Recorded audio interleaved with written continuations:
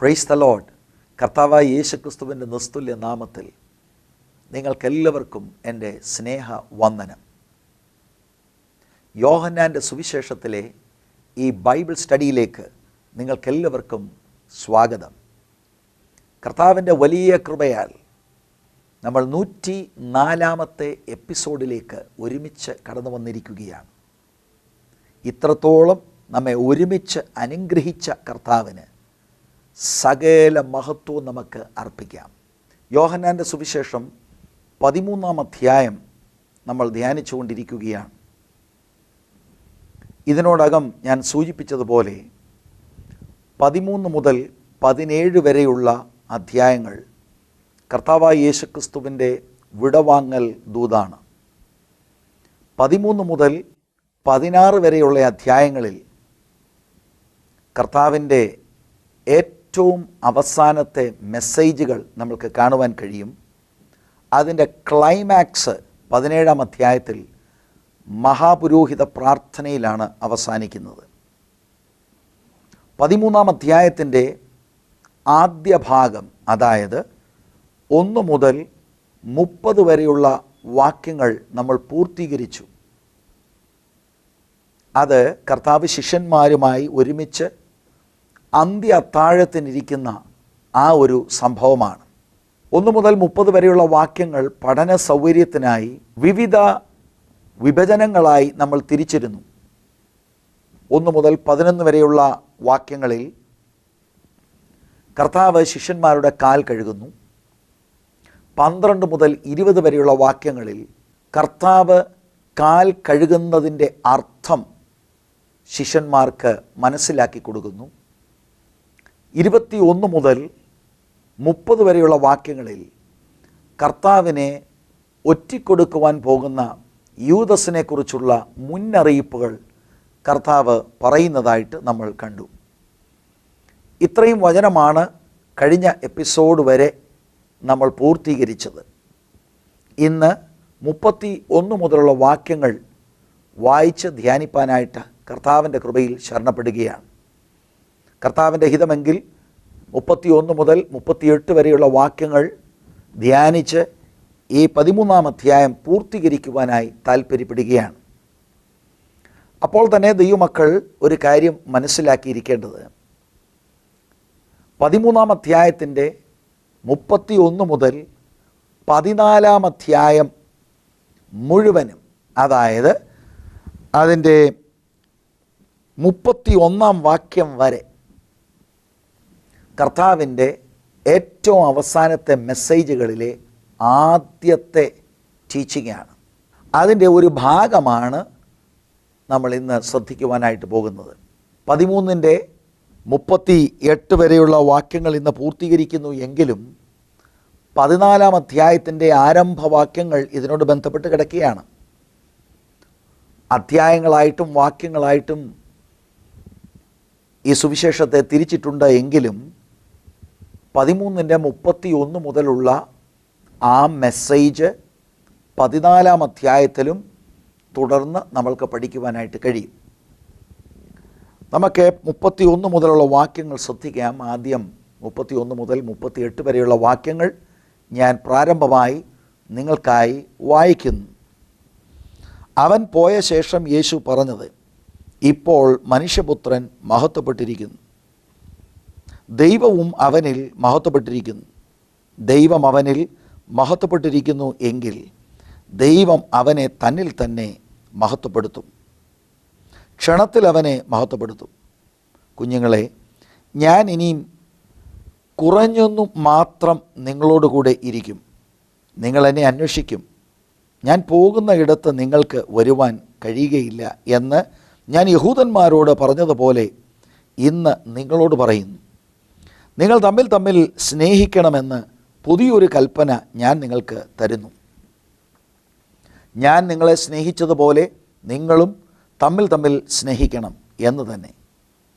നിങ്ങൾക്ക് തമ്മിൽ തമ്മിൽ സ്നേഹം ഉണ്ടെങ്കിൽ നിങ്ങൾ എൻ്റെ ശിഷ്യന്മാരെന്ന് എല്ലാവരും അറിയും.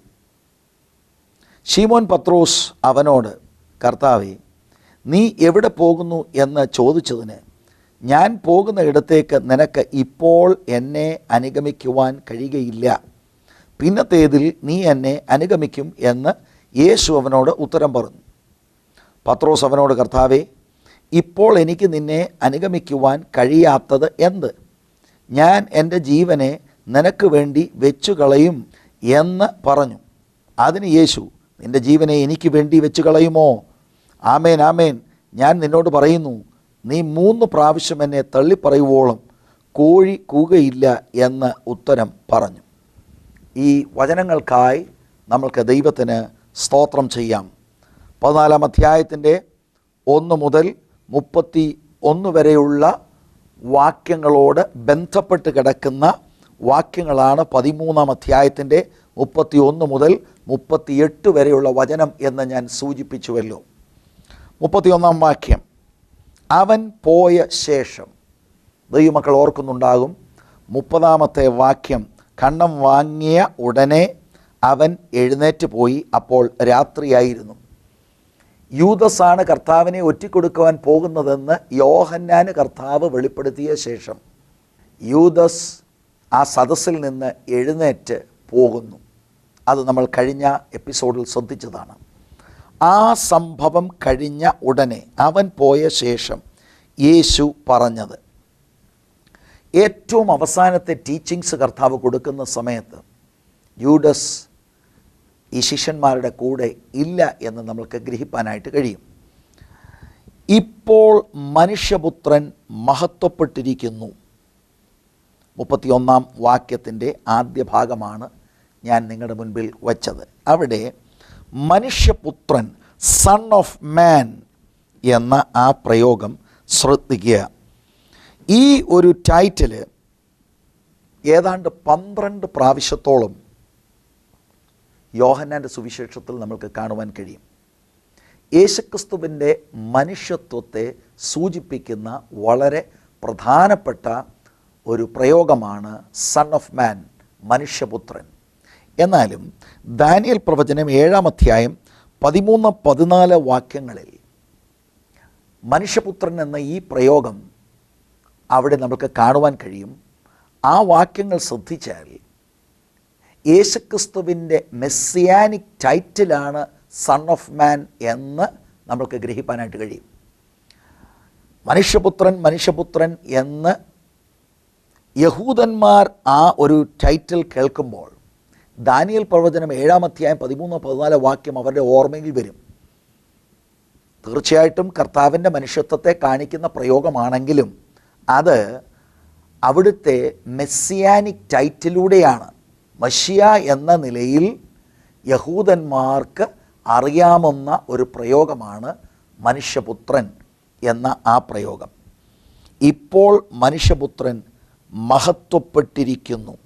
യൂദസ് സദസ്സ് വിട്ട് രാത്രിയിലേക്ക് പോയി കർത്താവിനെ ഒറ്റിക്കൊടുക്കുവാനുള്ള ബാക്കി പരിപാടികൾ ആസൂത്രണം ചെയ്യുവാനായി യൂദസ് ഇറങ്ങിപ്പോയി കഴിഞ്ഞ് കർത്താവ് പറയുന്നത്, മനുഷ്യപുത്രൻ മഹത്വപ്പെട്ടിരിക്കുന്നു, ദൈവം അവനിൽ മഹത്വപ്പെട്ടിരിക്കുന്നു.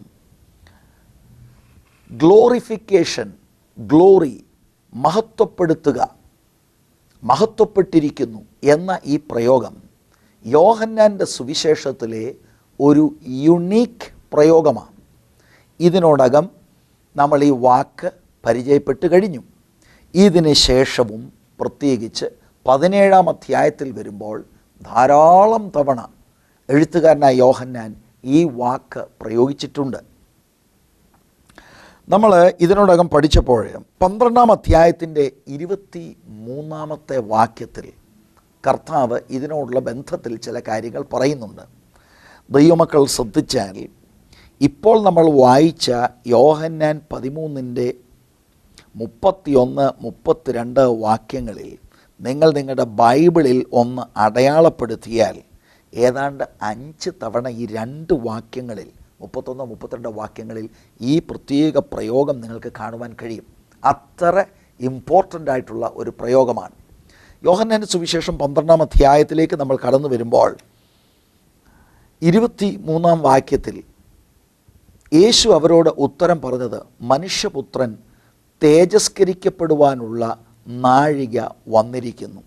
തേജസ്കരിക്കപ്പെടുക എന്നുള്ള വാക്കാണ് അവിടെ ഉപയോഗിച്ചിരിക്കുന്നത്.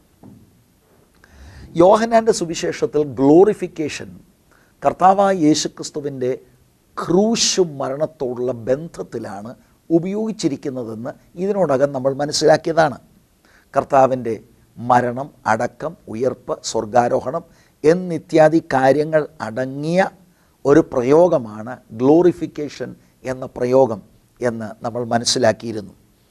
12-ാം അധ്യായത്തിൽ അതിൻ്റെ 23-ാം വാക്യത്തിൽ യേശു അവരോട് ഉത്തരം പറഞ്ഞത്, മനുഷ്യപുത്രൻ തേജസ്കരിക്കപ്പെടുവാനുള്ള നാഴിക വന്നിരിക്കുന്നു. കർത്താവിൻ്റെ ക്രൂശ് മരണത്തോടുള്ള ബന്ധത്തിൽ ഉള്ള പ്രയോഗമായി നമ്മൾ മനസ്സിലാക്കിയിരിക്കുന്നു. ക്രൂശ് മരണത്തെ കർത്താവ് തേജസ്കരിക്കപ്പെടുവാനുള്ള നാഴിക, അവർ ടു ബി ഗ്ലോറിഫൈഡ് ആയിട്ടാണ് ചിന്തിക്കുന്നത്. മാനുഷികമായി കർത്താവിൻ്റെ ക്രൂശ് മരണത്തെ ലോകപരമായി വിലയിരുത്തിയാൽ വളരെ ലജ്ജാകരമായ ഒത്തിരി സഫറിങ്സ് ഉള്ള ഒരു ഡിഫീറ്റ് എന്നതുപോലെ മനുഷ്യർ തെറ്റിദ്ധരിക്കുവാൻ സാധ്യതയുണ്ട്. പക്ഷേ ഡിവൈൻ പെർസ്പെക്റ്റീവിൽ, ദൈവത്തിൻ്റെ വ്യൂ പോയിന്റിൽ കർത്താവായ യേശുക്രിസ്തുവിൻ്റെ ക്രൂശ് മരണം ഗ്ലോറിഫിക്കേഷനായിരുന്നു, അവിടുത്തെ മഹത്വീകരണമായിരുന്നു. മനുഷ്യനോടുള്ള ദൈവത്തിൻ്റെ സ്നേഹത്തെ ക്രിസ്തുവിലൂടെ പ്രദർശിപ്പിക്കുന്ന ഒരു വലിയ സംഭവമാണ്. ആ ക്രൂസിഫിക്കേഷൻ ദൈവത്തിൻ്റെ സ്നേഹത്തിൻ്റെ ക്ലൈമാക്സായി നമ്മൾക്ക് കാണുവാനായിട്ട് കഴിയും. അപ്പോൾ ദൈവത്തിൻ്റെ വ്യൂ പോയിന്റിൽ അതൊരു വലിയ ജയമായിരുന്നു, മഹത്വീകരണമായിരുന്നു എന്ന് നമ്മൾക്ക് കാണുവാനായിട്ട് കഴിയും. 12-ാം അധ്യായത്തിൻ്റെ 24-ൽ ആ തേജസ്കരണം കർത്താവ് ഒന്ന് എക്സ്പ്ലെയിൻ ചെയ്യുന്നുണ്ട്. നമ്മളത് ഇതിനോടകം കണ്ടതാണെങ്കിലും വേഗത്തിൽ അതൊന്ന് ശ്രദ്ധിക്കാം. ആമേൻ ആമേൻ, ഞാൻ നിങ്ങളോട് പറയുന്നു, കോതമ്പ് മണി നിലത്ത് വീണ് ചാകുന്നില്ല എങ്കിൽ അത് തനിയെ ഇരിക്കും, ചത്തു എങ്കിലോ വളരെ വിളവുണ്ടാകും. ക്രൂശ് മരണത്തിലൂടെ കർത്താവ് തന്നെത്താൻ ഏൽപ്പിച്ചു കൊടുക്കുമ്പോൾ സ്വർഗത്തിലെ കോതമ്പ് മണിയാകുന്ന കർത്താവ് തന്നെത്താൻ ത്യജിച്ച് സമ്പൂർണമായി മാനവജാതിയുടെ പാപത്തിൻ്റെ പരിഹാരത്തിനായി ഏൽപ്പിച്ചു കൊടുക്കുമ്പോൾ അതിലൂടെ ഉണ്ടാകുന്ന വലിയ ഫലം നിമിത്തം കർത്താവ് മഹത്വമെടുക്കുകയാണ്, പിതാവ് മഹത്വമെടുക്കുകയാണ്. അപ്പം ക്രൂശ് മരണം പരാജയമല്ല, ക്രൂശ് മരണമാണ് ജയത്തിൻ്റെ ഏറ്റവും വലിയ ക്ലൈമാക്സ്. മനുഷ്യൻ്റെ രക്ഷയുടെ സാധ്യത യേശുക്രിസ്തുവിൻ്റെ ക്രൂശ് മരണത്തിലൂടെ മാത്രമാണ് സംഭവിക്കുന്നത്. ദൈവത്തിൻ്റെ സ്നേഹത്തിൻ്റെയും ദൈവത്തിൻ്റെ സ്വഭാവത്തിൻ്റെയും ദൈവത്തിൻ്റെ കൃപയുടെയും കരുണയുടെയും ഒക്കെ ക്ലൈമാക്സ് നമ്മൾ കാണുന്നത് യേശുക്രിസ്തുവിൻ്റെ ക്രൂശ് മരണത്തിലാണ്. അതുകൊണ്ട് അത് കർത്താവിൻ്റെ മഹത്വീകരണമാണ്. പിതാവ് കർത്താവിൽ മഹത്വമെടുക്കുകയാണ്. ഇതിനോടുള്ള ബന്ധത്തിൽ 12-ാം അധ്യായത്തിൻ്റെ 28-ാം വാക്യം ഒന്നുകൂടെ നമ്മൾക്ക് ചിന്തിക്കാം. കഴിഞ്ഞ എപ്പിസോഡുകളിൽ നമ്മൾ ധ്യാനിച്ചതാണ്. പിതാവേ, നിൻ്റെ നാമത്തെ മഹത്വപ്പെടുത്തണമേ, അപ്പോൾ സ്വർഗത്തിൽ നിന്ന് ഞാൻ മഹത്വപ്പെടുത്തിയിരിക്കുന്നു, ഇനിയും മഹത്വപ്പെടുത്തും എന്നൊരു ശബ്ദം ഉണ്ടായി. നമ്മൾക്കറിയാം, കർത്താവ് ക്രൂശ് മരണത്തോടടുക്കുന്ന സമയത്ത് 27-ാം വാക്യം, ഇപ്പോൾ എൻ്റെ ഉള്ളം കലങ്ങിയിരിക്കുന്നു, ഞാൻ എന്തു പറയേണ്ടു? പിതാവേ, ഈ നാഴികയിൽ നിന്ന് എന്നെ രക്ഷിക്കണമേ, എങ്കിലും ഇത് നിമിത്തം ഞാൻ ഈ നാഴികയിലേക്ക് വന്നിരിക്കുന്നു. എന്നിട്ട് കർത്താവ് 28-ാം വാക്യത്തിൽ പ്രാർത്ഥിക്കുകയാണ്, നിൻ്റെ നാമത്തെ മഹത്വപ്പെടുത്തണമേ. അതായത് ക്രൂശ് മരണത്തിലൂടെ സംഭവിക്കുവാൻ പോകുന്ന കാര്യങ്ങളെ ദൈവത്തിൻ്റെ പുത്രന് നന്നായി മനസ്സിലായി. പ്രധാനമായും പിതാവും പുത്രനും തമ്മിലുള്ള അഭേദ്യ ബന്ധം മാനവജാതിയുടെ പാപത്തെ തൻ്റെ മേൽ ചുമക്കുന്ന സമയത്ത് ഒരല്പം സമയത്തേക്ക് അത് മാറുമെന്ന വളരെ ഗൗരവമേറിയ കാര്യം തിരിച്ചറിഞ്ഞ ദൈവത്തിൻ്റെ പുത്രൻ്റെ ഉള്ളം കലങ്ങി. എന്നാലും മനുഷ്യൻ്റെ രക്ഷയുടെ വിഷയം ഓർക്കുമ്പോൾ തന്നെത്താൻ സബ്മിറ്റ് ചെയ്യുന്നതായിട്ട് നാം കാണുന്നു. പിതാവേ, അങ്ങ് മഹത്വമെടുക്കണമേ. ഉടനെ പിതാവിൻ്റെ ശബ്ദം മഹത്വമെടുത്തു, ഇനി മഹത്വീകരിക്കും. കഴിഞ്ഞ 33 വർഷവും കർത്താവിൻ്റെ ഐഹിക ജീവിത കാലത്ത് പിതാവ് മഹത്വമെടുത്തു. കാരണം പുത്രൻ എല്ലാ കാര്യത്തിലും പിതാവിന് സബ്മിസീവ് ആയിരുന്നു. അങ്ങനെ പിതാവ് മഹത്വമെടുത്തു. ഇനിയും ക്രൂശ് മരണത്തിലൂടെയും പിതാവ് മഹത്വമെടുക്കും എന്ന് അറിയിക്കുന്നു.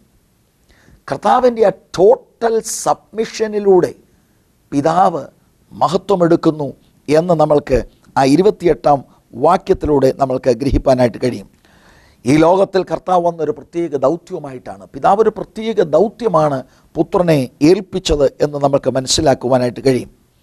ഇതുവരെയും പുത്രൻ വളരെ വിശ്വസ്തയോടെ ആ ദൗത്യത്തിൽ നിന്ന് പിതാവിനെ സകലത്തിലും അനുസരിച്ചു. ക്രൂശിലെ മരണത്തോളം പിതാവിനെ എല്ലാറ്റിലും അനുസരിച്ചു എന്ന് ഫിലിപ്പ് ലേഖനം 2-ാം അധ്യായം 5 മുതൽ 8 വരെയുള്ള വാക്യങ്ങൾ അപ്പോസ്തലനായ പൗലോസ് പറയുന്നത് നമ്മൾ ഇതിനോടകം പല ആവർത്തി നമ്മൾ വായിച്ചിട്ടുണ്ട്. അപ്പം ഇങ്ങനെയാണ് പുത്രൻ മഹത്വീകരിക്കപ്പെടുന്നത്.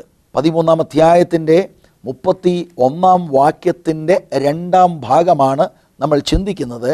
ഇപ്പോൾ മനുഷ്യപുത്രൻ മഹത്വപ്പെട്ടിരിക്കുന്നു, ദൈവവും അവനിൽ മഹത്വപ്പെട്ടിരിക്കുന്നു.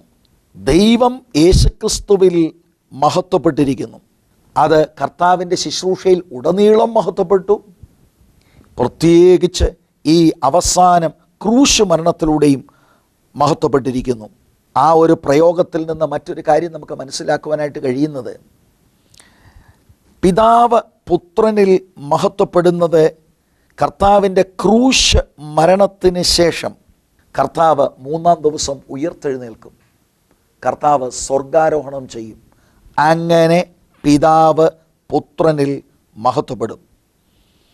അത് നിമിത്തമാണ് ധാരാളം വിശുദ്ധന്മാർ, യേശുവിൽ വിശ്വസിക്കുന്നവർ ദൈവത്തിൻ്റെ മക്കളായി തീരുവാൻ പോകുന്നത്. ആ ഫ്രൂട്ടിലൂടെ പിതാവ് മഹത്വമെടുക്കും എന്ന് നമ്മൾക്ക് കാണുവാനായിട്ട് കഴിയും. ഈ ക്രൂശ് മരണത്തിലാണ് പിതാവിൻ്റെ അപാരമായ സ്നേഹം പുത്രനായ യേശുവിലൂടെ പിതാവ് പ്രദർശിപ്പിക്കുന്നത്. മാത്രമല്ല, വിശുദ്ധനായ ദൈവത്തിന് പാപത്തോടുള്ള കോപത്തെ നമ്മൾക്ക് ക്രൂശിൽ കാണുവാൻ കഴിയും. അതുപോലെ തന്നെ കർത്താവിൻ്റെ ആ ക്രൂശ് മരണത്തിൽ പിതാവിൻ്റെ പെർഫെക്റ്റ് ജസ്റ്റിസ് നമ്മൾക്ക് കാണുവാൻ കഴിയും. പിതാവിൻ്റെ കരുണയും കൃപയും നമ്മൾക്ക് കാണുവാൻ കഴിയും. അങ്ങനെ പിതാവ് പുത്രനിൽ മഹത്വം എടുക്കും. 31-ാം വാക്യം ഞാൻ ഒന്നുകൂടെ പൂർണ്ണമായി വായിച്ച ശേഷം 32-ലേക്ക് പ്രവേശിക്കാം. അവൻ പോയ ശേഷം യേശു പറഞ്ഞത്, ഇപ്പോൾ മനുഷ്യപുത്രൻ മഹത്വപ്പെട്ടിരിക്കുന്നു, ദൈവവും അവനിൽ മഹത്വപ്പെട്ടിരിക്കുന്നു. 32-ാം വാക്യം, ദൈവം അവനിൽ മഹത്വപ്പെട്ടിരിക്കുന്നു എങ്കിൽ ദൈവം അവനെ തന്നിൽ തന്നെ മഹത്വപ്പെടുത്തും, ക്ഷണത്തിൽ അവനെ മഹത്വപ്പെടുത്തും. 32-ാം വാക്യത്തിൻ്റെ ആദ്യ ഭാഗം, കർത്താവ് മരിച്ച് അടക്കപ്പെട്ട് ഉയർത്തെഴുന്നേറ്റ് പിതാവിൻ്റെ വലത്തുഭാഗത്തേക്ക് എക്സോൾട്ട് ചെയ്യപ്പെടുന്ന ആ ഒരു പ്രയോഗത്തെ സൂചിപ്പിക്കുന്നതാണ്. ദൈവം അവനിൽ മഹത്വപ്പെട്ടിരിക്കുന്നു എങ്കിൽ ദൈവം അവനെ തന്നിൽ തന്നെ മഹത്വപ്പെടുത്തും എന്നുള്ള ആ പ്രയോഗം. ഫിലിപ്പ് ലേഖനം 2-ാം അധ്യായത്തിൻ്റെ 9-ാം വാക്യം നമ്മൾ വായിക്കുമ്പോൾ, അതുകൊണ്ട് ദൈവം അവനെ സകല നാമത്തിലും മേലായ നാമമായി ഉയർത്തി എന്ന് ദൈവത്തിൻ്റെ വചനത്തിൽ നമ്മൾക്ക് കാണുവാനായിട്ട് കഴിയും. ആ വേദഭാഗം അത് നിങ്ങളുടെ മുൻപിൽ കൊണ്ടുവരാൻ ഞാൻ താല്പര്യപ്പെടുകയാണ്. ഫിലിപ്പ് ലേഖനം 2-ാം അധ്യായം അതിൻ്റെ 9-ാമത്തെ വാക്യം, അതുകൊണ്ട് ദൈവവും അവനെ ഏറ്റവും ഉയർത്തി സകല നാമത്തിലും മേലായ നാമം നൽകി. ആ ഒരു എക്സോൾട്ടേഷനാണ് ആ 32-ാം വാക്യത്തിൻ്റെ ആദ്യ ഭാഗത്തിൽ നമുക്ക് കാണുവാൻ കഴിയുന്നത്. ഇതുപോലെ തന്നെ യോഹന്നാൻ്റെ സുവിശേഷം 17-ാം അധ്യായം അതിൻ്റെ 5-ാം വാക്യം, ഇപ്പോൾ പിതാവേ, ലോകം ഉണ്ടാകും മുൻപേ എനിക്ക് നിൻ്റെ അടുക്കൽ ഉണ്ടായിരുന്ന മഹത്വത്തിൽ എന്നെ നിൻ്റെ അടുക്കൽ മഹത്വപ്പെടുത്തണമേ. ലോകത്തിന് മുൻപ്, ലോകമുണ്ടാകുന്നതിന് മുമ്പ് പിതാവാം ദൈവത്തോടുകൂടെ പുത്രനുണ്ടായ ആ മഹത്വം, അതിലേക്ക് മരിച്ചടക്കപ്പെട്ട് ഉയർത്തെഴുന്നേറ്റ് സ്വർഗാരോഹണം ചെയ്ത് പിതാവിൻ്റെ അടുക്കലേക്ക് കരേറിപ്പോകുമ്പോൾ പുത്രന് ആ പണ്ടത്തെ മഹത്വത്തിലേക്ക് പുത്രൻ വരികയാണ്. ആ എക്സോൾട്ടേഷനാണ് ഈ 13-ാം അധ്യായത്തിൻ്റെ 32-ാം വചനത്തിനകത്ത് എങ്കിലും ദൈവം അവനെ തന്നിൽ തന്നെ മഹത്വപ്പെടുത്തും എന്ന ആ പ്രയോഗം കൊണ്ട് നമ്മൾ ഗ്രഹിക്കേണ്ടത്. രണ്ടാമത്തെ ഭാഗം ക്ഷണത്തിൽ അവനെ മഹത്വപ്പെടുത്തും. കാരണം ക്രൂശ് മരണത്തിന് ശേഷം ഉടൻ തന്നെ 3 ദിവസം കഴിയുമ്പോൾ താൻ ഉയർത്തപ്പെടും, അതിനുശേഷം സ്വർഗാരോഹണം ചെയ്യും എന്നുള്ള കാര്യം നമുക്കറിയാം. അധികം കാലതാമസം വരുന്നില്ല. മരിച്ചു അടക്കപ്പെട്ട് 3-ാം ദിവസം ഉയർത്തെഴുന്നേൽക്കുന്നു, ശേഷം 40 ദിവസം കഴിഞ്ഞ് സ്വർഗാരോഹണം ചെയ്യുന്നു. കർത്താവിന് മുൻപുണ്ടായിരുന്ന ആ മഹത്വത്തിലേക്ക് പിതാവ് കർത്താവിനെ ചേർക്കുന്നു. ഇത്രയും പറഞ്ഞ ശേഷം 33-ാം വാക്യം കർത്താവ് കുഞ്ഞുങ്ങളെ എന്ന് പറഞ്ഞാണ് തുടങ്ങുന്നത്. ഞാൻ ഇനിയും കുറഞ്ഞൊന്ന് മാത്രം നിങ്ങളോടുകൂടെ ഇരിക്കും, നിങ്ങൾ എന്നെ അന്വേഷിക്കും, ഞാൻ പോകുന്ന ഇടത്ത് നിങ്ങൾക്ക് വരുവാൻ കഴിയുകയില്ല എന്ന് ഞാൻ യഹൂദന്മാരോട് പറഞ്ഞതുപോലെ ഇന്ന് നിങ്ങളോട് പറയുന്നു. ആ വാക്ക് വളരെ ശ്രദ്ധേയമാണ്. കുഞ്ഞുങ്ങളെ എന്ന് പറഞ്ഞാണ് കർത്താവ് തുടങ്ങുന്നത്. യോഹന്നാൻ്റെ സുവിശേഷത്തിൽ ഈ ഒരു പ്രയോഗം നമ്മൾക്ക് കാണുവാൻ കഴിയും. മറ്റ് സുവിശേഷങ്ങളിൽ നമ്മൾക്ക് ഈ പ്രയോഗം അധികം കാണുവാൻ സാധ്യമല്ല. ഇവിടെ മാത്രമല്ല, യോഹന്നാൻ എഴുതിയ ലേഖനം പരിശോധിച്ചാൽ 1 യോഹന്നാൻ 2:1, 2:12, 2:28, 3-ാം അധ്യായം 7-ാം വചനം, 3:18, 4:4, 5-ാം അധ്യായം 21. ഇവിടെ 7 തവണ യോഹന്നാൻ ലേഖനത്തിൽ ഈ പ്രയോഗം എഴുതുന്നതായി നമ്മൾക്ക് വായിക്കുവാനായിട്ട് കഴിയും. ഗലാത്യ ലേഖനത്തിൽ പൗലോസ് ഈ പ്രയോഗം എഴുതിയിട്ടുണ്ട്. 4-ാം അധ്യായത്തിൻ്റെ 19-ാം വാക്യത്തിൽ നമുക്കത് കാണുവാനായിട്ട് കഴിയും. ടെക്നയ എന്ന ഗ്രീക്ക് പ്രയോഗമാണ് ലിറ്റിൽ ചിൽഡ്രൻ, കൊച്ചു കുഞ്ഞുങ്ങളെ എന്ന ആ ഒരു പ്രയോഗം. അത് കർത്താവായ യേശുക്രിസ്തുവിൻ്റെ പാസ്റ്റോറൽ സ്നേഹത്തെ പ്രകടിപ്പിക്കുന്ന ഒരു പ്രയോഗമാണ്. അങ്ങനെ നമുക്ക് അത് ചിന്തിക്കുന്നതിൽ തെറ്റില്ല. ഈ ഒരു പ്രയോഗത്തിന് ശേഷമാണ് കർത്താവ് അവരുടെ ഇടയിൽ നിന്ന് പെട്ടെന്ന് മാറുവാൻ പോവുകയാണ് എന്നുള്ള അവരെ വളരെ ഉലയ്ക്കുന്ന ആ ഒരു ന്യൂസ് അവരുമായി പങ്കുവയ്ക്കുന്നത്. കുഞ്ഞുങ്ങളെ, ഞാൻ ഇനിയും കുറഞ്ഞൊന്ന് മാത്രം നിങ്ങളോടുകൂടി ഇരിക്കും. ചില മണിക്കൂറുകൾ കഴിഞ്ഞ് കർത്താവ് ക്രൂശ് മരണം ഏറ്റെടുക്കാൻ പോവുകയാണ്. നിങ്ങൾ എന്നെ അന്വേഷിക്കും, ഞാൻ പോകുന്ന ഇടത്ത് നിങ്ങൾക്ക് വരുവാൻ കഴിയുകയില്ല എന്ന് ഞാൻ യഹൂദന്മാരോട് പറഞ്ഞതുപോലെ ഇന്ന് നിങ്ങളോട് പറയുന്നു. ദൈവമക്കൾ ഓർക്കുന്നുണ്ടാകും, യോഹന്നാൻ്റെ സുവിശേഷത്തിൽ 33-34 വാക്യത്തിൽ കർത്താവ് അങ്ങനെ പറഞ്ഞിരുന്നു. 8-ാം അധ്യായത്തിൻ്റെ 21-ലും 2 ഒക്കേഷൻസിൽ കർത്താവ് യഹൂദന്മാരോട് ഈ കാര്യങ്ങൾ പറഞ്ഞിരുന്നു. ഞാൻ പോകുന്ന ഇടത്ത് നിങ്ങൾക്ക് കടന്നു വരുവാൻ കഴിയുകയില്ല എന്ന് തന്നിൽ അവിശ്വസിക്കുന്ന യഹൂദന്മാരോട് പറഞ്ഞപ്പോൾ അവിടെ കർത്താവ് അർത്ഥമാക്കുന്നത്, കർത്താവിനെ അയച്ചവൻ്റെ അടുക്കലേക്ക് കർത്താവ് പോകുന്നു, നിങ്ങൾക്കവിടെ വരുവാൻ കഴിയുകയില്ല എന്ന് കർത്താവ് യഹൂദനോട് പറയുമ്പോൾ നിങ്ങൾക്ക് സ്വർഗത്തിൽ പിതാവിൻ്റെ അടുക്കൽ വരുവാൻ സാധ്യമല്ല എന്നവരോട് പറയുകയാണ്.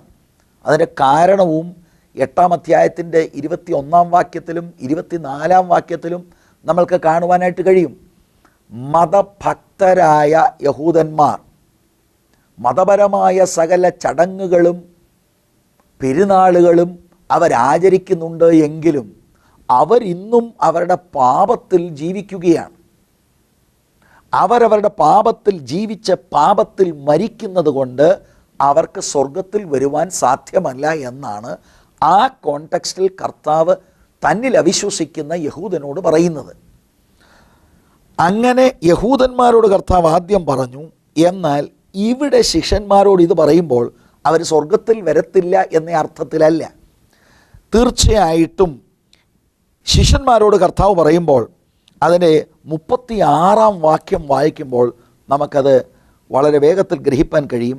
ശീമോൻ പത്രോസ് അവനോട്, കർത്താവേ, നീ എവിടെ പോകുന്നു എന്ന് ചോദിച്ചതിന്, ഞാൻ പോകുന്ന ഇടത്തേക്ക് നിനക്ക് ഇപ്പോൾ എന്നെ അനുഗമിക്കുവാൻ കഴിയുകയില്ല, പിന്നത്തേതിൽ നീ എന്നെ അനുഗമിക്കും എന്ന് യേശു അവനോട് ഉത്തരം പറഞ്ഞു. അതുപോലെ തന്നെ 16-ാം അധ്യായത്തിൻ്റെ 16-ാം വചനം, കുറഞ്ഞുവെന്ന് കഴിഞ്ഞിട്ട് നിങ്ങൾ എന്നെ കാണുകയില്ല, പിന്നെയും കുറഞ്ഞുവെന്ന് കഴിഞ്ഞിട്ട് നിങ്ങൾ എന്നെ കാണും. അപ്പം അവിശ്വസിക്കുന്ന യഹൂദനോട് പറഞ്ഞതുപോലെ അല്ല തന്നിൽ വിശ്വസിക്കുന്ന തൻ്റെ പ്രിയ ശിഷ്യന്മാരോട് കർത്താവ് പറയുന്നത്.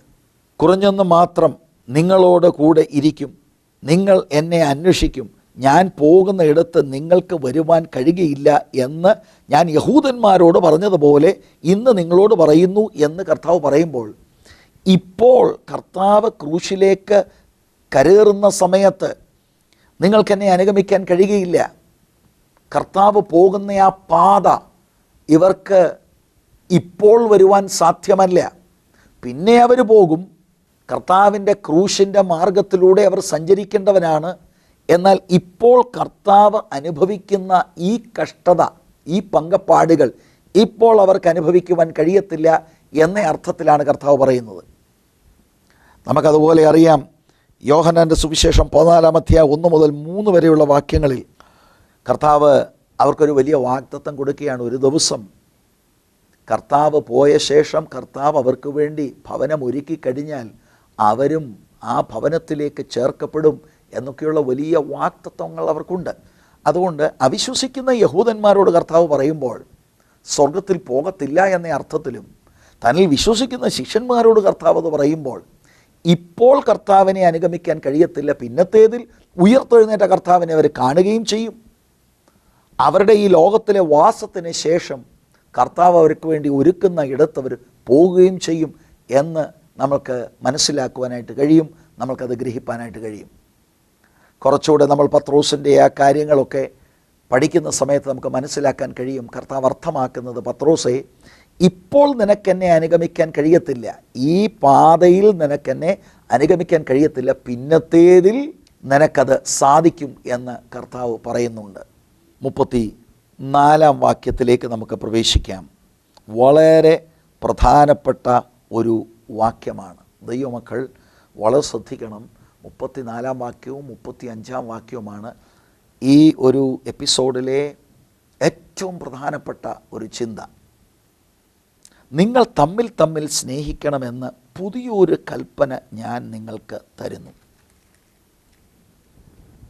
ഞാൻ നിങ്ങളെ സ്നേഹിച്ചതുപോലെ നിങ്ങളും തമ്മിൽ തമ്മിൽ സ്നേഹിക്കണം എന്ന് തന്നെ. ഞാനിവിടെ വായിച്ചത് 34-ാം വാക്യമാണ്. അതിൻ്റെ ആദ്യ ഭാഗം ശ്രദ്ധിക്കുക. നിങ്ങൾ തമ്മിൽ തമ്മിൽ സ്നേഹിക്കണമെന്ന് പുതിയൊരു കൽപ്പന ഞാൻ നിങ്ങൾക്ക് തരുന്നു. ഒരർത്ഥത്തിൽ ഇത് പുതിയ കൽപ്പനയല്ല. പഴയ നിയമത്തിൽ ആവർത്തന പുസ്തകം 6:5, അതുപോലെ തന്നെ ലേവ്യ പുസ്തകം 19:18 വാക്യം, ഇവിടെയും നമുക്ക് ദൈവത്തെ സ്നേഹിക്കണമെന്നും മനുഷ്യരെ സ്നേഹിക്കണമെന്നും ന്യായപ്രമാണത്തിലുണ്ട്. ഈ വിഷയങ്ങൾ മത്തായിയുടെ സുവിശേഷം 22:34 മുതൽ 40 വരെ കർത്താവും ന്യായപ്രമാണത്തെ കോട്ട് ചെയ്തുകൊണ്ട് പറഞ്ഞിട്ടുണ്ട്. അപ്പോൾ ആ അർത്ഥത്തിൽ ഇത് പുതിയൊരു കൽപ്പനയല്ല. എന്നാൽ ഇതിൻ്റെ രണ്ടാം ഭാഗത്ത് ഞാൻ നിങ്ങളെ സ്നേഹിച്ചതുപോലെ നിങ്ങളും തമ്മിൽ തമ്മിൽ സ്നേഹിക്കണമെന്ന് തന്നെ, ആ അർത്ഥത്തിൽ ഇതൊരു പുതിയ കൽപ്പനയാണ്. നേരത്തെ തന്നെ പഴയ നിയമത്തിൽ ദൈവത്തെ സ്നേഹിക്കുവാനും നിൻ്റെ അയൽവക്കക്കാരനെ സ്നേഹിക്കുവാനും ഒക്കെ കൽപ്പനയുണ്ട്. പക്ഷേ ഇത് പുതിയതെന്ന് കർത്താവ് പറയുമ്പോൾ ഞാൻ നിങ്ങളെ സ്നേഹിച്ചതുപോലെ. ദൈവമായിരുന്ന കർത്താവ് മനുഷ്യനായി അവതരിച്ചു, തന്നെത്താൻ താഴ്ത്തി, മനുഷ്യനെന്ന നിലയിലും ഒരടിമയെപ്പോലെ അവരുടെ കാല് കഴുകി എന്നത് മാത്രമല്ല, അതിനുശേഷം മനുഷ്യൻ്റെ പാപത്തിനു വേണ്ടി തന്നെത്താൻ താൻ ക്രൂശ് മരണത്തിനായി ഏൽപ്പിച്ചു കൊടുക്കുന്നു. അങ്ങനെയുള്ള ഒരു സ്നേഹം നമുക്കിന്ന് സ്നേഹിപ്പാൻ ഒരു മോഡലുണ്ട്. കർത്താവായ യേശുക്രിസ്തുവാണ്. ലോക ചരിത്രത്തിൽ ഒരിക്കലും സംഭവിക്കാത്ത ഒരു വലിയ കാര്യമാണ് ദൈവം മനുഷ്യനായി വന്ന് ദാസനായി ശിഷ്യന്മാരുടെ കാല് കഴുകി മാനവജാതിയുടെ പാപത്തിൻ്റെ പരിഹാരത്തിനായി തന്നെത്താൻ ഏൽപ്പിച്ചു കൊടുക്കുന്ന ആ വലിയ സ്നേഹം. ഏറ്റവും വലിയവനായിരുന്ന കർത്താവ് ഏറ്റവും താഴ്ത്തി മനുഷ്യനെ സെർവ് ചെയ്ത് സ്നേഹിക്കുന്നു. ആ അർത്ഥത്തിൽ പുതിയൊരു കൽപ്പനയാണ്. സ്നേഹത്തിൻ്റെ ആ മാനദണ്ഡം ജീസസ് ക്രൈസ്റ്റിൽ നമുക്ക് കാണുവാൻ കഴിയും. ആ എക്സാമ്പിൾ ഫോളോ ചെയ്യുവാനാണ് കർത്താവ് ഇവിടെ ആഗ്രഹിക്കുന്നത്. അതാണ് 34-ാം വാക്യത്തിൻ്റെ 2-ാം ഭാഗത്തിൽ പറയുന്നത്, ഞാൻ നിങ്ങളെ സ്നേഹിച്ചതുപോലെ നിങ്ങളും തമ്മിൽ സ്നേഹിക്കണം എന്ന് തന്നെ. ഒരു വലിയ ചലഞ്ചാണ് ദൈവമക്കൾക്ക് കർത്താവ് തരുന്നത്. നമ്മൾക്ക് 1 യോഹന്നാൻ 2:7-8 വചനം, 1 യോഹന്നാൻ 3:11, 2 യോഹന്നാൻ 5-ാം വചനം, ഇവിടെയെല്ലാം നമ്മൾക്ക് കാണുവാൻ കഴിയുന്നത് ഒരു ഹയർ സ്റ്റാൻഡേർഡ് ഓഫ് ലവ് ആണ് കർത്താവ് നമ്മുടെ മുൻപിൽ വയ്ക്കുന്നത്. കർത്താവായ യേശുക്രിസ്തുവിൻ്റെ മാതൃകയെ ബേസ് ചെയ്തുള്ള ഒരു സ്നേഹം. ആ അർത്ഥത്തിലാണ് ഇത് പുതിയ ഒരു കൽപ്പന എന്ന കർത്താവ് ഇവിടെ പറയുന്നതായിട്ട് നമ്മൾ മനസ്സിലാക്കേണ്ടത്. അതുപോലെ തന്നെ യോഹന്നാൻ 15:12-13 വാക്യത്തിലും യോഹന്നാൻ 15:17 വാക്യത്തിൽ കർത്താവ് നമ്മുടെ മുമ്പിൽ വെക്കുന്ന ഒരു വലിയ ചലഞ്ചാണ്. ക്രിസ്തു സ്നേഹിച്ചതുപോലെ വിശുദ്ധന്മാർ തമ്മിൽ സ്നേഹിക്കണം എന്നുള്ളത്. ഇത് എങ്ങനെ സാധ്യമാകും? യിരെമ്യാ പ്രവാചകൻ്റെ പുസ്തകം 31 മുതൽ 34 വരെയുള്ള വാക്യങ്ങൾ ധ്യാനിച്ചാൽ പുതിയ ഉടമ്പടിയുടെ ഭാഗമായി ഹൃദയം കർത്താവിൻ്റെ വചനത്താലും പരിശുദ്ധാത്മാവിനാലും പുതുക്കപ്പെട്ട് പരിശുദ്ധാത്മാവിൻ്റെ പ്രവൃത്തി ഹൃദയത്തിൽ വരുമ്പോഴാണ് പുതിയ ഉടമ്പടിയുടെ ഭാഗമായി നമുക്ക് അന്യോന്യം ആ നിലയിൽ സ്നേഹിപ്പാൻ കഴിയുന്നത്. അല്ലെങ്കിൽ യേശു സ്നേഹിച്ചതുപോലെ കേവലം മനുഷ്യരായിരിക്കുന്ന നമ്മൾക്ക് സ്നേഹിപ്പാൻ കഴിയുകയില്ല. അതുപോലെ തന്നെ റോമാലേഖനം 5:5, ഗലാത്യലേഖനം 5:22, ഈ സ്നേഹം പരിശുദ്ധാത്മാവ് നമ്മുടെ ഉള്ളത്തിൽ പകർന്നിരിക്കുകയാണ്. ദൈവത്തിൻ്റെ പരിശുദ്ധാത്മാവ് രക്ഷിക്കപ്പെടുമ്പോൾ തന്നെ നമ്മുടെ ഉള്ളിലുണ്ട്. അതിനുശേഷം ഒരു പെന്തക്കോസ്ത് അനുഭവം നമ്മുടെ മേൽ കർത്താവ് അയക്കുമ്പോൾ ധാരാളമായി നമ്മുടെ മേൽ പകർന്ന പരിശുദ്ധാത്മാവിനാൽ അന്യോന്യം സ്നേഹിപ്പാൻ കഴിയും എന്ന് ദൈവത്തിൻ്റെ വചനം നമ്മളെ പഠിപ്പിക്കുന്നു. റോമാലേഖനം 5-ാം അധ്യായം 5-ാം വാക്യം വളരെ പ്രധാനപ്പെട്ട ഒരു വാക്യമായി ഞാൻ മനസ്സിലാക്കുന്നു. ദൈവത്തിൻ്റെ സ്നേഹം നമുക്ക് നൽകപ്പെട്ട പരിശുദ്ധാത്മാവിനാൽ നമ്മുടെ ഹൃദയങ്ങളിൽ പകർന്നിരിക്കുന്നുവല്ലോ. The Holy Spirit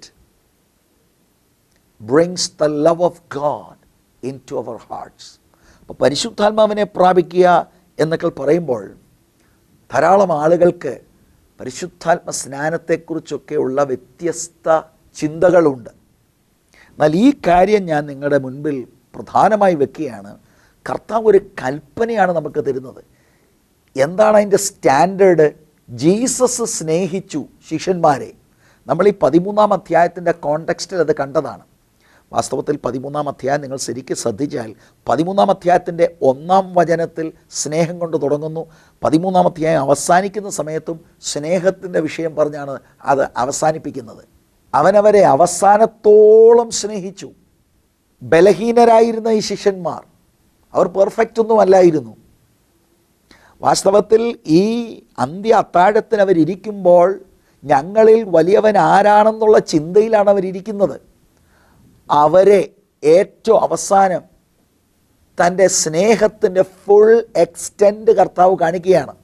ദൈവമായിരുന്ന കർത്താവ് പുറത്തെ ആ വേഷമൊക്കെ മാറ്റിവെച്ചൊരു തോർത്തരയിൽ ചുറ്റി അവരുടെ കാൽ കഴുകി അവരെ സ്നേഹിക്കുകയാണ്.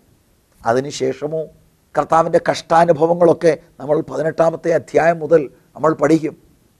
ഇതെല്ലാം നമ്മൾക്ക് വേണ്ടിയാണ് കർത്താവ് സഹിച്ചത്. അവസാനം നമ്മെ ഫുള്ളായി ദൈവം സ്നേഹിക്കുകയാണ്. നമ്മുടെ പാപത്തെ തൻ്റെ മേൽ ചുമന്നുകൊണ്ട് ഏറ്റവും വലിയ സാക്രിഫൈസായി മാറുകയാണ്. It was A sacrificial love. ഇതുപോലെ നമ്മൾ അന്യോന്യം സ്നേഹിക്കണമെന്ന് പറഞ്ഞാൽ ഹ്യൂമൻലി ഇറ്റ് ഈസ് ഇംപോസിബിൾ.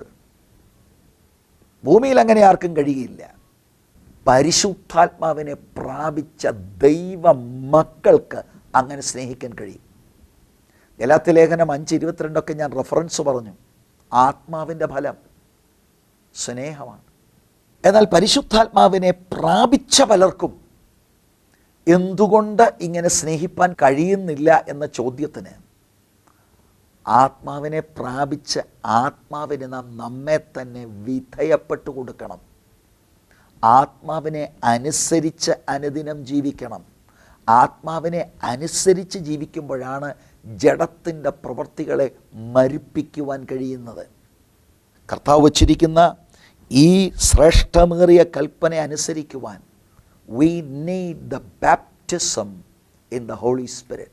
പരിശുദ്ധാത്മാവ് കർത്താവിൽ വിശ്വസിക്കുന്ന വിശുദ്ധനെ ടോട്ടലായി നിയന്ത്രിക്കുന്ന ഒരു അനുഭവം നമുക്കുണ്ടാകണം. ദൈവവചനത്തിൽ നിന്ന് നമുക്കത് ഗ്രഹിപ്പാനായിട്ട് കഴിയും. എന്നിട്ട് 35-ാമത്തെ വാക്യത്തിലേക്ക് വരുമ്പോൾ, നിങ്ങൾക്ക് തമ്മിൽ തമ്മിൽ സ്നേഹം ഉണ്ടെങ്കിൽ നിങ്ങൾ എൻ്റെ ശിഷ്യന്മാരെന്ന് എല്ലാവരും അറിയും. What is the mark of A disciple? നമ്മൾ ഒരുപാട് കാര്യങ്ങൾ ഈ ലോകത്തിൽ ചെയ്താണ് നമ്മൾ കർത്താവിൻ്റെ ശിഷ്യന്മാരാണെന്ന് ആളുകളെ അറിയിക്കുവാൻ ശ്രമിക്കുന്നത്. But what is the mark? തമ്മിലുള്ള സ്നേഹമാണ്. ആ സ്നേഹമാണ് ഇവിടെ ആ 35-ാം വാക്യം പറയുന്നത്. യേശുവിൻ്റെ ശിഷ്യന്മാരെന്ന് എല്ലാവർക്കും അറിയുവാൻ തക്കവണ്ണം ഇടയായിത്തീരുന്നത്. ഇൻഫാക്റ്റ് കർത്താവ് ലോകത്തിന് ശിഷ്യന്മാരെ ഐഡൻറ്റിഫൈ ചെയ്യുവാനുള്ള ഒരു മാർക്ക് കൊടുക്കുകയാണ്. ഇങ്ങനെയുള്ള ഈ ഒരു വാക്യം നമ്മൾ ചിന്തിക്കുമ്പോൾ വളരെ സ്നേഹത്തോടെ ദൈവമക്കളോട് ഞാൻ ചോദിക്കട്ടെ, ഇന്നത്തെ ആത്മീക അന്തരീക്ഷം ഞാൻ പറയാതെ തന്നെ ദൈവമക്കൾക്കറിയാം. ഈ 34-35 വാക്യം അതൊരു കൽപ്പനയാണ് എന്നുള്ള കാര്യം വളരെ സ്പഷ്ടമായിട്ട് അവിടെ ദൈവവചനത്തിൽ എഴുതിയിരിക്കുകയാണ്. കർത്താവ് എന്നിട്ട് പറയുന്നത്, ഈ കൽപ്പന നമ്മൾ പ്രമാണിച്ച് അന്യോന്യം സ്നേഹിക്കുമ്പോൾ യേശുവിൻ്റെ ശിഷ്യന്മാരാണ് എന്ന് എല്ലാവർക്കും അറിയാം. That is the mark. ഇതിനോടുള്ള ബന്ധത്തിൽ ഈ കാലഘട്ടത്തിലെ ആത്മീകര് എന്ന് വിളിക്കുന്നവരെ വിലയിരുത്തിയാൽ നിങ്ങൾക്കെന്ത് തോന്നുന്നു? What will the world say about the church today? വളരെ ചിന്തിക്കേണ്ട ഒരു കാര്യമാണ്. എങ്ങനെയോ ദൈവവചനത്തിൻ്റെ ബേസിക്കായിട്ടുള്ള ഫണ്ടമെൻ്റൽ കാര്യങ്ങളിൽ നിന്ന് നമ്മൾ മാറിപ്പോവുകയാണ്. കറക്റ്റായിട്ടുള്ള ഉപദേശം അത്യാവശ്യമാണ്. ഒരു തീവ്രമായ ഇവാഞ്ചലിസം അത്യാവശ്യമാണ്. പക്ഷേ കർത്താവ് ഇവിടെ പറയുന്നത്, നിങ്ങൾ തമ്മിൽ സ്നേഹം ഉണ്ടെങ്കിൽ നിങ്ങൾ എൻ്റെ ശിഷ്യന്മാർ എന്ന് എല്ലാവരും അറിയും. ആദ്യ നൂറ്റാണ്ടിലെ മാർക്ക് ഓഫ് ദ ഡിസൈപ്പിൾ ഇതായിരുന്നു. ഇന്ന് ഒരാൾ ചില സഭകളെ ശ്രദ്ധിക്കുമ്പോൾ സ്പ്ലിറ്റ്, വഴക്ക്, എന്തെല്ലാം പ്രശ്നങ്ങളാണ്. സുവിശേഷീകരണത്തിനുള്ള ഏറ്റവും വലിയ ഹിൻഡ്രൻസ് ഈ കൽപ്പനാ ലംഘനമാണ്. ഈ സകല ഉപദേശത്തിൻ്റെയും എല്ലാ ടീച്ചിങ്സിൻ്റെയും പ്രസംഗത്തിൻ്റെയും സകലത്തിൻ്റെയും റിസൾട്ട് ഉണ്ടാകേണ്ടത് when people love each other. ആ ബേസിക് കാര്യം ഒക്കുന്നില്ലെങ്കിൽ കർത്താവിൻ്റെ ഉപദേശത്തിൽ നിന്നൊക്കെ നമ്മൾ എത്രയോ ദൂരത്താണ്. ഇതാണ് സുവിശേഷീകരണത്തിലെ ഏറ്റവും വലിയ തടസ്സമായി നമ്മൾ മനസ്സിലാക്കേണ്ടത്. നമ്മൾക്ക് മുന്നോട്ട് പോകാം. 36-ാം വാക്യം.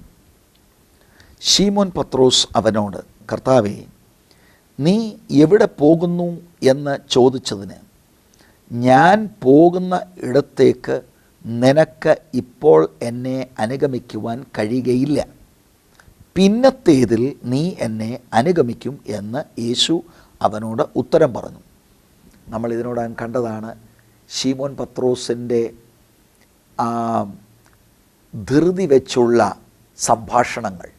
കർത്താവ് തൻ്റെ കാൽ കഴുകുവാനായിട്ട് വരുമ്പോൾ ആദ്യം പത്രോസ് സമ്മതിക്കുന്നില്ല.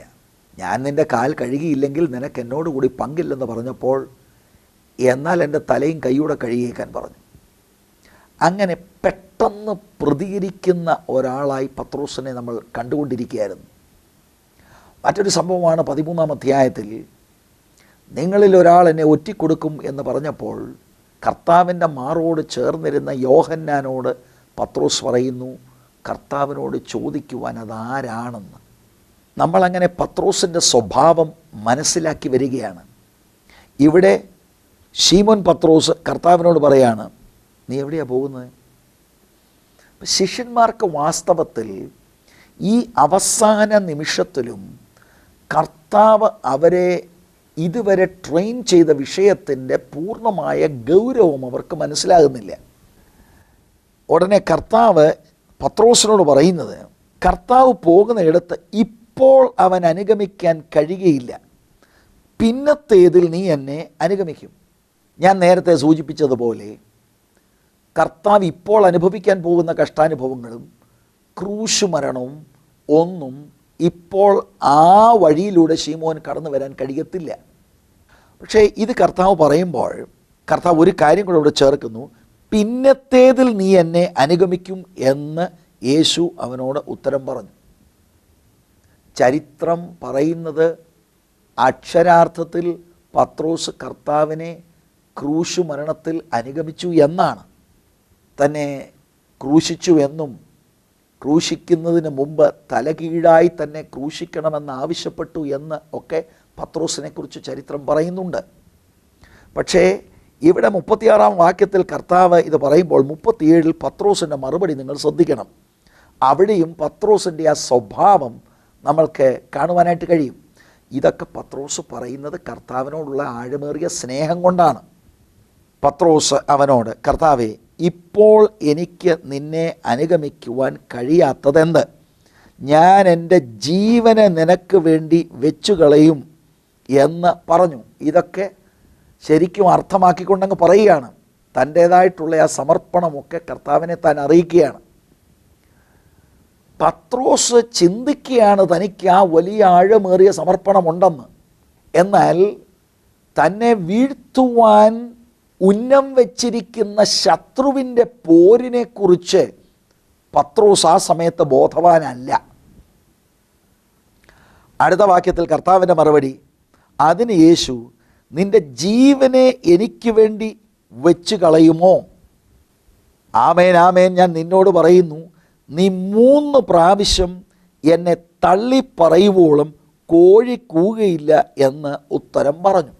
18-ാം അധ്യായത്തിൽ നമ്മൾ വരുമ്പോൾ ഇതിനെക്കുറിച്ച് കുറച്ചുകൂടെ നമ്മളൊരു സ്റ്റഡി നടത്തും. എങ്കിലും ഇവിടെ ഈ വേദഭാഗത്ത് നിന്നുകൊണ്ട് ഞാൻ പറയാം, പത്രോസിന് അവനെക്കുറിച്ച് തന്നെ അറിയില്ല. ജീസസിന് അവനെ ഉള്ളതുപോലെ അറിയാം. പിന്നത്തേതിൽ നീ എന്നെ അനുഗമിക്കും, ഇപ്പോൾ നീ എന്നെ അനുഗമിക്കുകയില്ല. നമുക്കറിയാം പത്രോസ് അനുഗമിക്കാൻ ശ്രമിച്ചു, അത് വലിയ പരാജയമായി മാറി. കർത്താവ് പ്രവചിച്ചതുപോലെ തന്നെ പത്രോസ് 3 വട്ടം കർത്താവിനെ ഡിനായ് ചെയ്തു എന്ന് തിരുവെഴുത്തിൽ നമുക്ക് കാണുവാനായിട്ട് കഴിയും.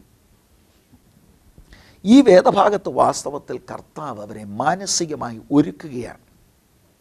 ഇതുവരെയായിട്ടും ലോകം ഇവരെ കർത്താവിൻ്റെ ശിഷ്യന്മാരെന്ന് ഐഡൻറ്റിഫൈ ചെയ്തത്, അവർ കർത്താവിൻ്റെ കൂടെ നടക്കുന്നു, ഒരുമിച്ച് ഭക്ഷണം കഴിക്കുന്നു, ഒരുമിച്ച് ശുശ്രൂഷയിൽ പങ്കാളിത്തം വഹിക്കുന്നു, ഒരുമിച്ച് റെസ്റ്റ് ചെയ്യുന്നു. ഇത് യേശുവിൻ്റെ ശിഷ്യന്മാരാണ് എന്ന് പൊതുലോകത്തിന് മനസ്സിലായി. കുറച്ച് സമയം കഴിയുമ്പോൾ കർത്താവ് തിരുവെഴുത്തിൻ പ്രകാരം അവരിൽ നിന്ന് മാറ്റപ്പെടുവാൻ പോകുകയാണ്. ഇനിയും കർത്താവിൻ്റെ ഒരു ഫിസിക്കൽ പ്രസൻസ് അവർക്കില്ല. നേരത്തെ ഫിസിക്കലായി കർത്താവ് പ്രസൻ്റ് ആയിരുന്നു. കർത്താവിനെ അവർ അനുഗമിച്ചു, അവരുടെ സങ്കടങ്ങൾ കർത്താവുമായി പങ്കുവച്ചു. പക്ഷേ സമയം വന്നിരിക്കുകയാണ്, കർത്താവ് അവരിൽ നിന്ന് മാറ്റപ്പെടുവാൻ പോവുകയാണ്. അതുകൊണ്ട് അവരെ ഒരുക്കുകയുടെയാണ് ഈ 31 മുതൽ 38 വരെയുള്ള വാക്യങ്ങളിൽ. ഇനിയും ലോകം അവരെ യേശുവിൻ്റെ ശിഷ്യന്മാരെന്നറിയണമെങ്കിൽ അവരന്യോന്യം സ്നേഹിക്കണം. എങ്ങനെ? കർത്താവ് അവരെ സ്നേഹിച്ച എക്സാമ്പിൾ അവർക്കുണ്ട്. പഴയ നിയമത്തിലെ ഒരു ഭക്തനും അതുപോലെ സ്നേഹിപ്പാൻ കഴിയുകയില്ല. കാരണം പുതിയ നിയമത്തിൽ പരിശുദ്ധാത്മാവ് വിശ്വസിക്കുന്നവരുടെ ഉള്ളിൽ ഇരുന്ന് യേശുവിൻ്റെ സ്നേഹത്തെ കൊടുക്കുന്നത് പോലെ പഴയ നിയമത്തിൽ ആ അനുഭവം അവർക്കില്ല. അവർ ദൈവത്തെ സ്നേഹിച്ചവരാണ്, അവരന്യോന്യം സ്നേഹിച്ചതാണ്. എന്നാൽ പുതിയ നിയമത്തിൽ നമ്മൾ കാണുന്ന ആ സ്റ്റാൻഡേർഡ് ഒരു വലിയ സ്റ്റാൻഡേർഡാണ്. ജീസസ് ആണ് അതിൻ്റെ മോഡൽ. തന്നെത്താൻ പൂർണ്ണമായി ത്യജിച്ച് അവരെ സ്നേഹിക്കുകയാണ്. ആ സ്നേഹം അവർ തമ്മിൽ പ്രകടിപ്പിക്കുമ്പോൾ ഇവർ യേശുവിൻ്റെ ശിഷ്യന്മാരാണെന്ന് ലോകം പറയും. പത്രോസിന് കർത്താവിനെ അനുഗമിക്കുവാനുള്ള ആഗ്രഹം പ്രകടിപ്പിക്കുന്നു. പക്ഷേ ആ സമയത്ത് കർത്താവ് അവനെ നിരുത്സാഹപ്പെടുത്തുകയാണ്. അവൻ്റെ അവസരം വരും, ഇപ്പോൾ നീ എന്നെ അനുഗമിക്കരുത് എന്ന് കർത്താവിനോട് പറയുകയാണ്. എൻ്റെ പ്രിയ സഹോദരി സഹോദരന്മാരെ, നമ്മുടെ ഈ എപ്പിസോഡ് ഇവിടെ അവസാനിക്കുന്ന ഈ സമയത്ത് നമ്മുടെ ലൈഫിനെ ഒന്നുകൂടെ ദൈവവചന അടിസ്ഥാനത്തിൽ ശോധന ചെയ്യുവാൻ നമുക്ക് കർത്താവിൻ്റെ കരങ്ങളിൽ ഏൽപ്പിക്കാം. അന്ത്യ അത്താഴത്തിനിരിക്കുമ്പോൾ കർത്താവ് യൂദസിനെ കുറിച്ചുള്ള മുന്നറിയിപ്പുകൾ കൊടുത്തു.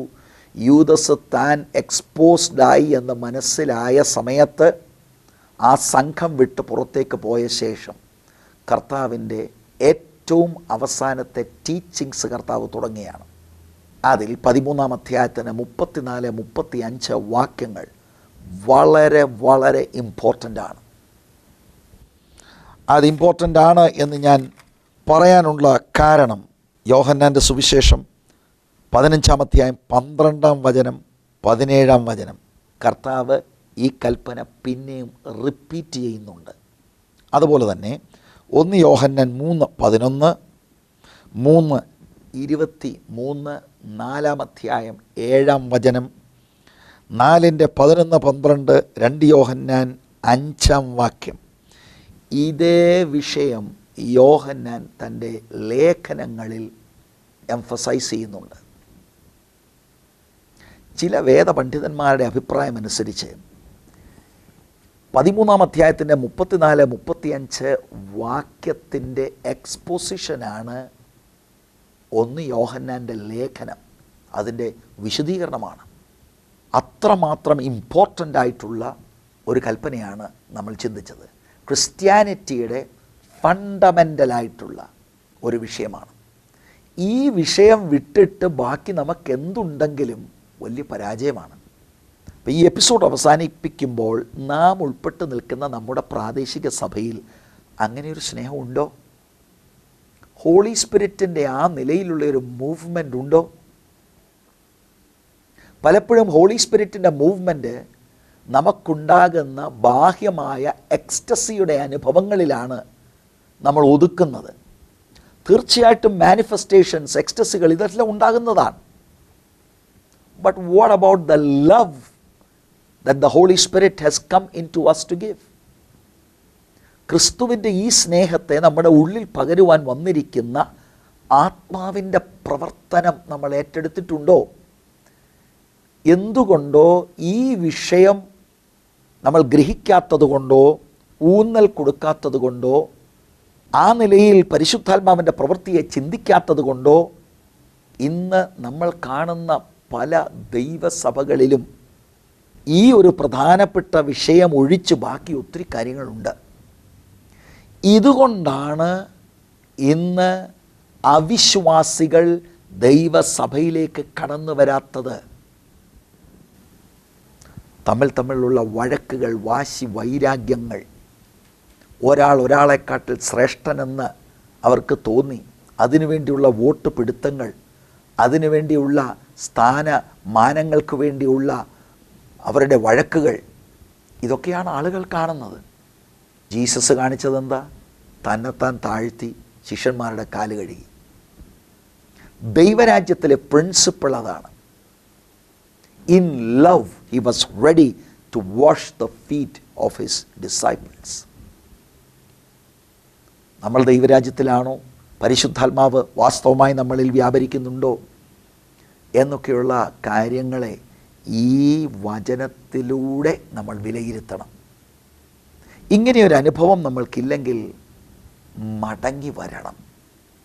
മാനസാന്തരപ്പെട്ട് കർത്താവ് ആഗ്രഹിക്കുന്ന ഈ ഒരവസ്ഥയിലേക്ക് നമ്മൾ കടന്നു വരണം.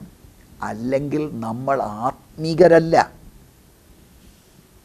ആത്മാവിനാൽ നടത്തപ്പെടുന്നവരല്ലേ ആത്മീകർ. നമ്മൾ ആത്മീകരാണെന്ന് നമ്മൾക്ക് തോന്നുന്നു. പക്ഷേ യേശു പഠിപ്പിച്ച ഈ പ്രധാനപ്പെട്ട വിഷയങ്ങൾ നമ്മളിൽ ഇല്ലാതെ പോകുന്നെങ്കിൽ ഇറ്റ് ഈസ് സോ ഡേഞ്ചറസ്. 36 മുതലുള്ള വാക്യങ്ങളിൽ പത്രോസിനെ കുറിച്ചുള്ള ആ ചിന്ത ഞാൻ വേഗത്തിൽ പറഞ്ഞുവെങ്കിലും 18-ാം അധ്യായത്തിൽ വരുമ്പോൾ ഇതോടെ ചേർത്ത് നമ്മൾക്ക് പഠിക്കണം. ദൈവം ഇന്ന് ഈ വചനങ്ങളാൽ നമ്മളെ എല്ലാവരെയും ധാരാളമായിട്ട് അനുഗ്രഹിക്കട്ടെ. ഒരു വലിയ മടങ്ങിവരവ് നമ്മുടെ ജീവിതത്തിൽ ഉണ്ടാകട്ടെ. May God bless you.